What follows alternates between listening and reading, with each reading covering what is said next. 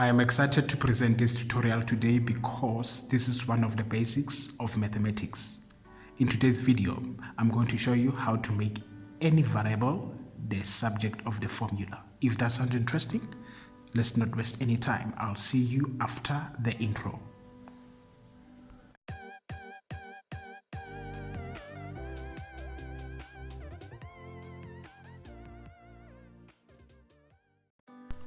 Welcome to Plain Techniques. If it's for the first time visiting my channel, please make sure that you hit the subscribe button and you enable the notification bell so that every time I drop a new video, you'll be the first one to see it. Okay? In today's tutorial, I'm going to show you how to make A the subject of the formula on each and every equation here. All right. Now, when you make A the subject of the formula, you're trying to leave A on one side of the equal sign alone, and the rest of the variables must be on the other side of the equal sign. All right, let's not waste any more time, shall we? The first equation, we have A plus B equals to C. All right, now how do I eliminate or cancel positive B? To cancel positive B, you need to introduce negative B. Okay, so when I introduce a negative B on the left hand side, I also need to do the same on the right hand side. Okay, just to balance the equation so that we do not change the original equation. Now, positive B will cancel minus B. Then you'll be left with A, and then on the other side, it's C minus B. That is my first answer. Now let's go tackle the second one. The second one, we have A over B equals to C. All right. How do I cancel or eliminate this B in the denominator? To cancel that B, I have to multiply by B. I multiply the whole thing by B. That way, I'll be able to cancel the B in the denominator. So whatever that I do on the left hand side, I also need to do on the right hand side. So it's B multiplied by that C. Okay, so B will cancel B. Then I'll be left with A, and this one will be B, C. That is a good one. And let's go to the third one. That one, we have A, B equals to C. All right. Now, the good question is, how do we cancel B so that we are left with A on the left hand side? To cancel B, you need to divide by B. All right, and whatever that you do on the left hand side, you also need to do on the right hand side. All right, so B will cancel B, then you'll be left with A, and that one will be C over B. That is the third one. Okay, now before we move to this one, let me show you this. Okay, so sorry about that. There is a way to solve this problem. I just want to prove a point here. So if suppose you have this, the other way to solve it is to say A squared, then you take 4 to the other side, then it changes a sign, so it will be 0 on the other side. Okay, now let's factorize. When you factorize this, you'll have A equals to 0, and the factors will be 2 and 2. The signs here, I'll take negative and positive. All right, so if you multiply out here, you need to get that answer to make sure that you didn't change the original expression. All right, now the answer that I'm gonna get here will be A minus 2 equals to 0, or A plus 2 equals to 0. So A, when you take minus 2 on the other side, it will be a positive A. Okay, or is that or, and then A, when I take my positive 2 on the other side, when I transpose it, it will be minus 2. Okay, so meaning the answer for a can be a positive 2 or a can be a negative 2. All right, please just keep that in mind because I'm going to explain something right here.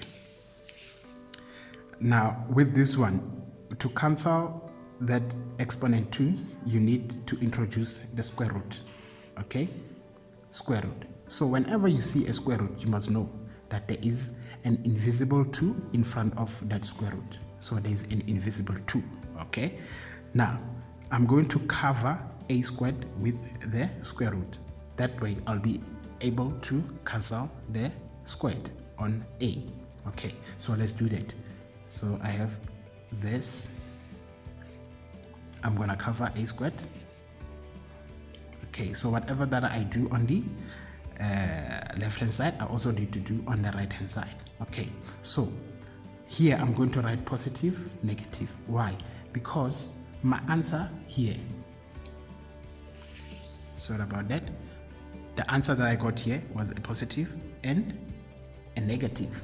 All right, so in most cases, the reason why we have a situation where we get a positive and a negative is because the variable that we are concerned about has dimensions such as the displacement.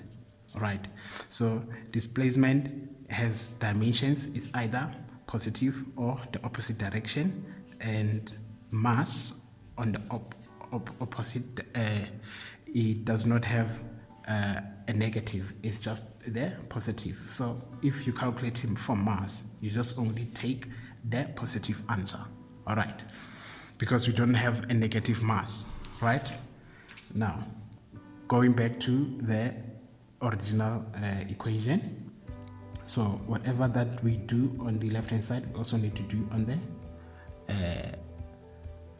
right hand side. So I'm going to cover b with that square root. I can put 2 or decide not to put it because it's still the same thing. All right, so I'm not going to put it. So what's going to happen here is that I'll have a squared. Okay, so this 2, it's that one, and that one over there will divide the one that I had as the exponent of a. All right, so on this side I'll have positive, negative square root of b. Okay, good. So I'll have a 2 over 2 is 1, so I can decide not to write it because there's 1 here. So I'll have positive, negative b. That is my answer. Okay, hopefully that was helpful. Okay, so let me try to explain this one just the way we did that. Okay, so we have a squared and 4. All right, so we introduce square root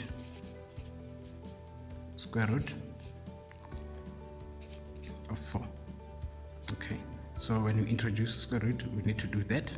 Okay, and then square root, this one, square root of 4 will be 2, and then that one will cancel, that 2 will have a.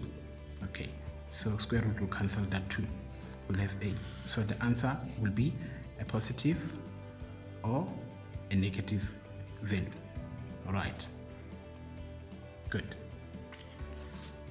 And then the last one, this is for the conclusion. We have a into, that is being covered by the square root. Okay, so as you know that square root has 2 on top, so I'm gonna write it like this.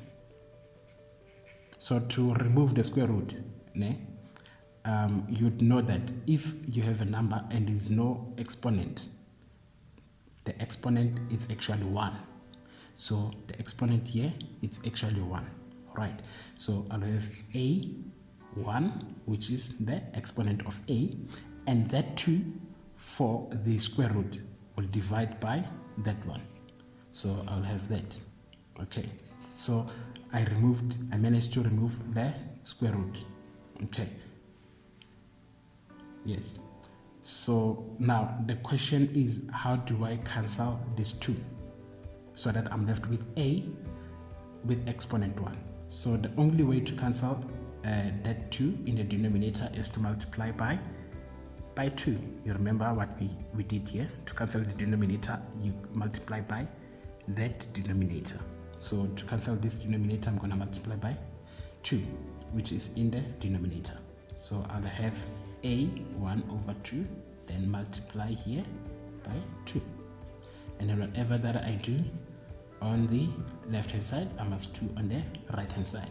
So 2 will cancel that 2, therefore I'll be left with a, and that one will be b squared. Hala! That is the conclusion of our lesson today. Thank you for watching till this far. I appreciate. Till next time. Cheers.